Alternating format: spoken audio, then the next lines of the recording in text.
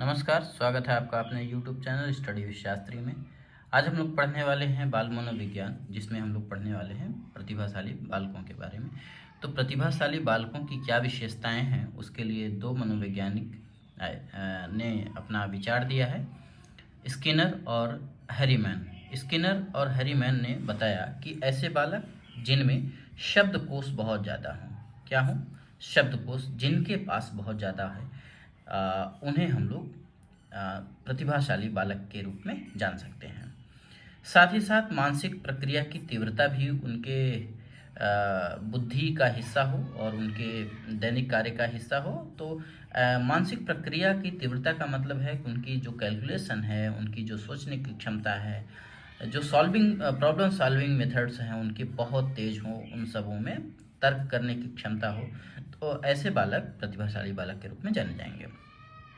दैनिक कार्यों में भिन्नता। दैनिक कार्य का मतलब है डेली का जो काम है, डेली के काम जो बच्चे करते हैं। अगर उन बच्चों में कोई ऐसा बालक है जो कि अन्य जितने भी काम डेली के करता है, तो वो सारे काम उसके अलग अलग हो रहे हों या अलग अलग करने का प्रयास कर रहा हो, तो ऐसे बालकों को हम मान के चलेंगे कि उनकी जो क्षमता है वो प्रतिभाशाली क्षमता है।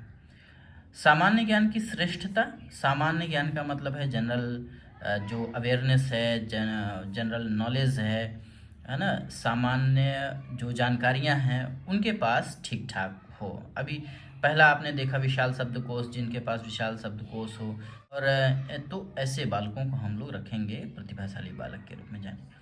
सामान्य अध्ययन में रुचि, मतलब जनरल स्टडीज़ के रूप में, जनरल स्टडी उनको बहुत अच्छी लगती हो, पढ़ना अच्छा लगता हो, ज्ञान में रुचि रखते हों।